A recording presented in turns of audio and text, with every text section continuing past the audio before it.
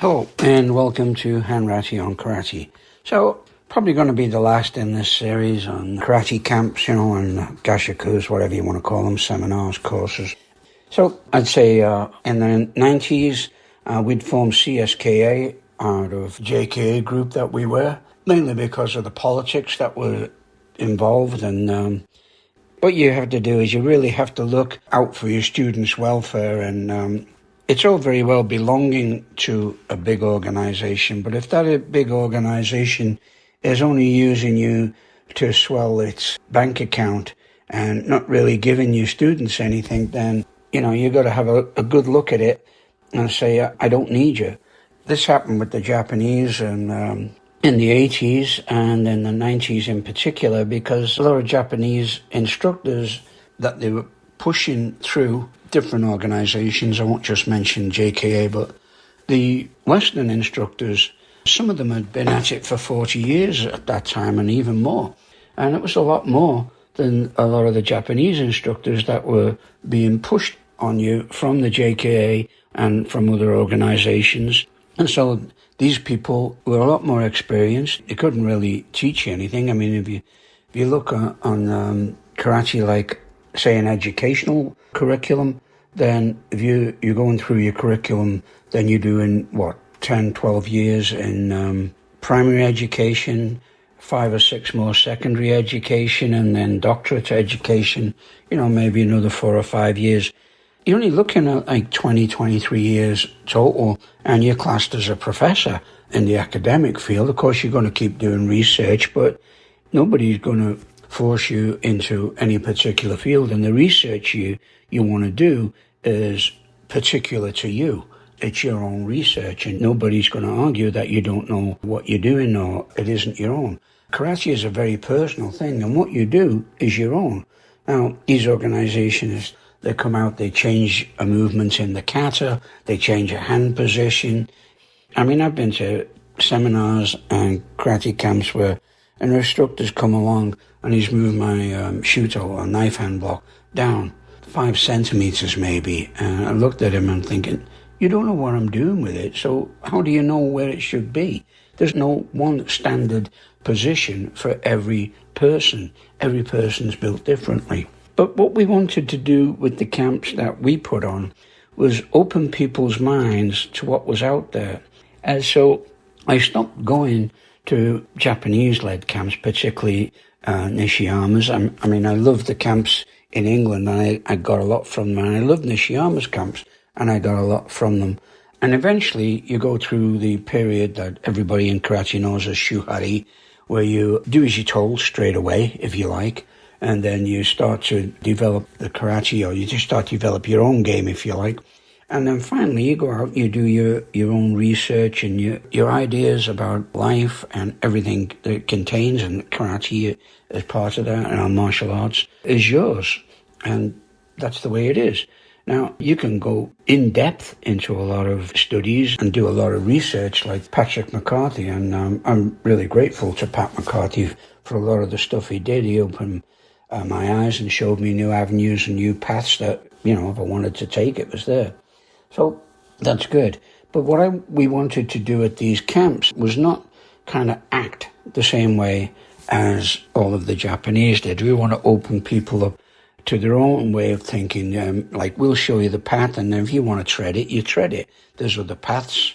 Of course, we're all hoping to get to the same destination, which is, in your mind, more fulfilling if it's your own destination than if it's something that somebody's dragged you along and forced you into. So when we started the camps for CSK, I think the first one was probably 1991. And we were putting together a world competition. So we had kumite teams, kata teams, all the rest of it that make up your team. So I was the coach. I was the coach for CSK for many years. I was also coach for Karate Alberta, which is an all-styles organization here in the province. And I had been offered the job of national coach, but most of the fighters, like, if you look at the population of Canada, it's mostly in the east. I mean, we have a large population centre in Vancouver, and we have a smaller one in Alberta, and then it gradually diminishes until you get to Ontario and Quebec, which are major population centres. And so taking the national coach's job would have entailed me travelling a lot to Ontario, and I just didn't feel like I wanted to do that, apart from the money that would have been coming out of the national, the NKA coffers at the time. So I think a guy from Ontario called Brad Jones got the job, and I was quite happy for Brad. I mean, we both were asked. I'd got Coach of the Year in '89, and I'd won 3 Masters divisions in a row, and come second in kata and first in kumite in them. So this was the kind of thing that I wanted to give back to my students and at the camps. So we started a camp in a place called Esquimalt. Esquimalt is a Canadian naval base on Vancouver Island. Really beautiful place, Vancouver Island. If you ever get to go there, go. Very wild Pacific shorelines and all that. We trained on the naval base, which is really great facility. We had a couple of gyms we could use, and we stayed in hotels around the area. And we did a camp. We had Ray Dalkey come up. Some guys came in from a jiu-jitsu club or something to show their stuff.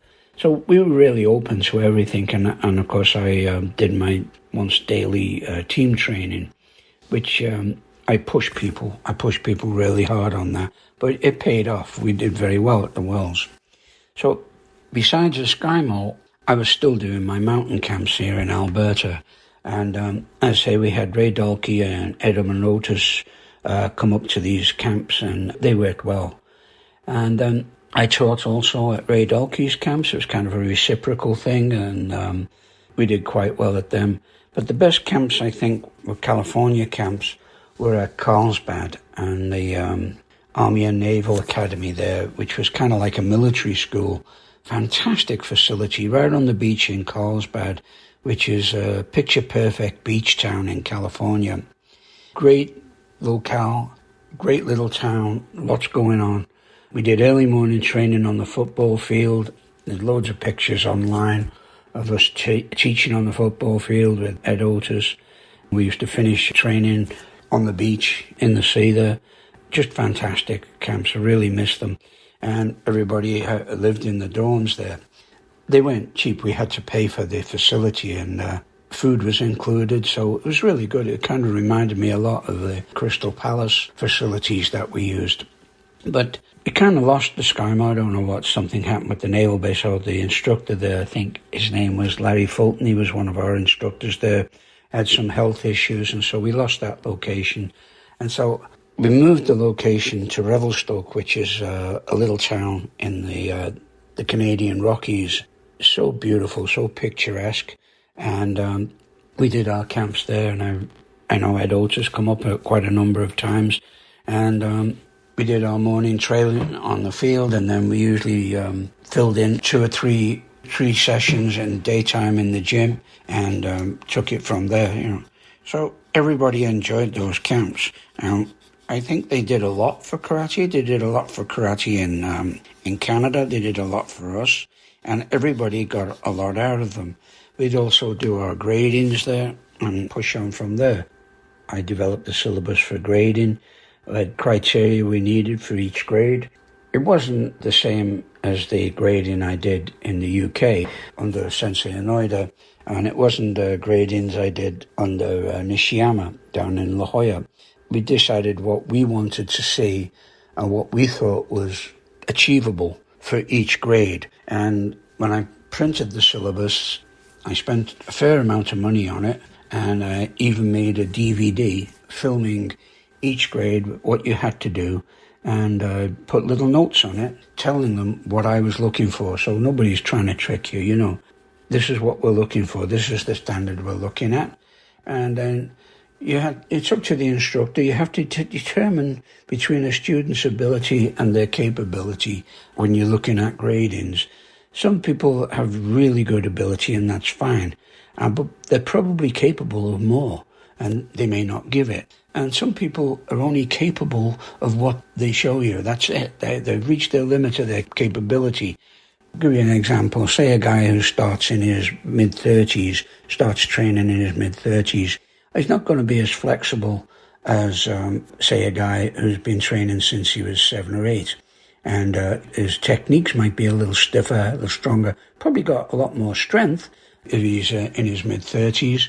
But coordination and everything else is what you're looking for. So you're looking at ability and you're looking at capability. And capability to me is doing what you're capable of to the best of your ability, if that makes sense. So spirit is what you're looking for. It's another word for it, I guess, is spirit.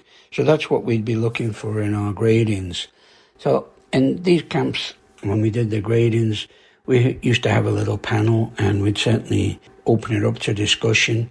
And we'd also bring in some, say, juniors, Nidans, Sandans, to sit on the panel, and we'd listen to their input. It may not be the decider, but we'd listen to their input. And it worked very well because it gets people used to looking at what they're teaching or what they're being taught, analysing it, and exactly what you're trying to get out of it, and what you're getting from, say, each kata, or what you're getting from each application, or how to perform the techniques that we do in Kion, and then seeing if it's applied in Kumite, which it should be, but it isn't always, of course. Anyway, the camps we did, I'm really grateful that I had all of these opportunities to teach and train at the different camps over my karate career. Certainly a lot of it hopefully stuck in my mind. Don't know whether it's still there at my age, but a lot of it stuck in my mind, since a lot of the things I do now are pretty much automatic, which is where you want to be. For a technique to work, it has to be automatic. You shouldn't be having to think about it. If you have to think about it, then you're probably too late. And making the techniques almost autonomous is where you're trying to go. And so any situation arises, you try to adapt the technique into that situation. This is what I always tried to get at, and what I certainly still espouse is the fact that you have to attack the intention of your opponent, all right? So a lot of people just try to defend all the time, thinking this is what you do. But the blocking side of your karate is really secondary. If you think about it seriously, if you'd have to block, then you're probably too late. You should have read the situation a lot earlier. I mean, apart from an attack that's out of the blue, unprovoked, and absolutely no warning, which you can get, I agree. But most people who come into a situation, as I've mentioned before, they will try to create a situation that they feel confident in by either loud voice, obvious body language messages, grimacing, all the rest of it. But you can spot that a mile away, or you should be able to spot it. And the thing to do is look for what this person intends with that kind of attitude. And very often you can figure out what they're going to intend straight away, and then you deal with that intention. Don't wait for a full-out attack. I mean, hitting somebody before they hit you is the best method of defense. Anybody will tell you that, right? Don't think about the consequences. So dealing with these camps, in training in these camps, what I'd do early in the morning training would be basic Kion. We'd work out a good sweat. We'd get loosened up for the day. And quite often we'd pick a theme for the camp. Now, it might be dissecting a kata into applications. And when you're dissecting a kata into applications, then I always used to tell my students, bear in mind that this will work for me. I can make it work for me. And how you apply it is up to you. Just don't change the technique, all right? So I used to try and do my applications from 3 different scenarios. We'd do it from the absolute basic, as it's done in the kata, with the long, deep stances, and the large movements and big hip movements and everything else, and looking for which weapon we're going to use through the technique. Then I'd do it from more like a freestyle position, or like a kumite position where you're on guard. And then I'd do it entirely from a street level position, okay? And the street level position actually gives you more of the nuances inside of the kata.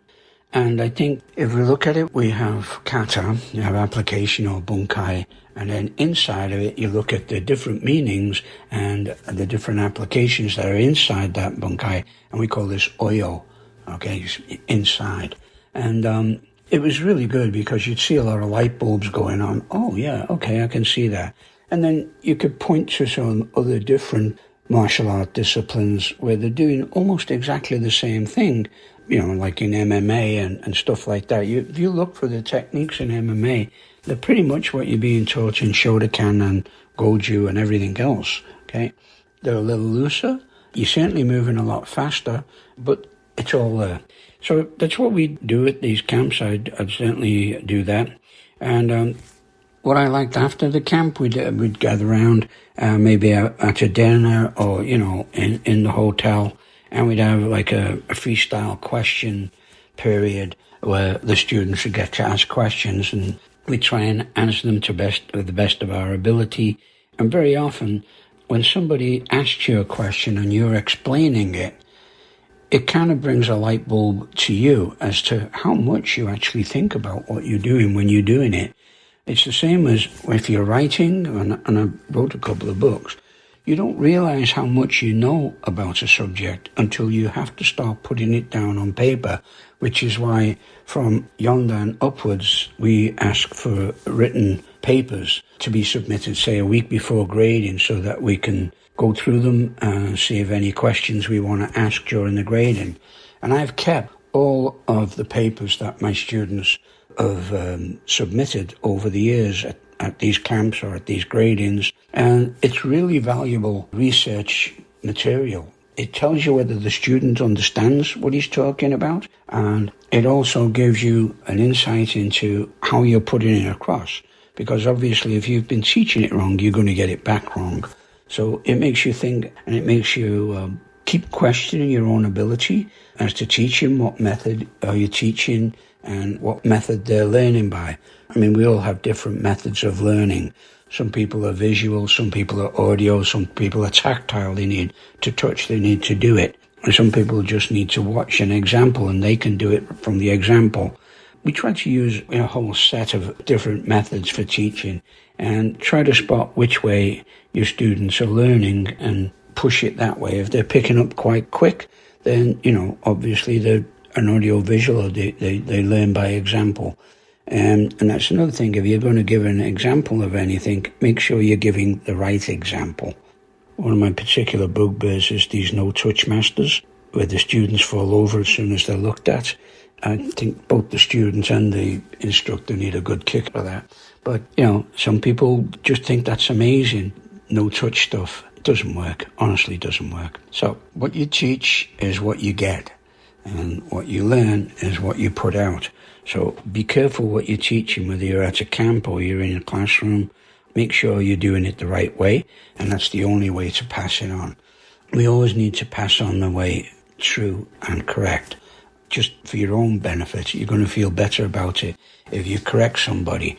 And don't ever get tired of correcting. Don't just let them know, I'm not criticizing you, I'm correcting you for your own good. Okay? And they should be grateful for that. I know you do it in Japan. I've been teaching in Japan. You correct somebody, they bow. They're quite grateful for you correcting them and teaching them how to do it properly. And properly means like they're not going to damage themselves. They're going to use the right weapon and the technique, and be just as humble as the person that's trying to do the technique. Okay, so I'll leave you with that, and we'll talk to you again. Got some other stuff coming up. And if you read the Budo Mindset magazine, I got a very nice compliment from the editor, Fran Charlton. Hopefully I'll put some more stuff on her magazine or on her pages, and we can get together and build a little rapport there and go on from there. Okay? Take care. Any questions, comments, queries, let me know.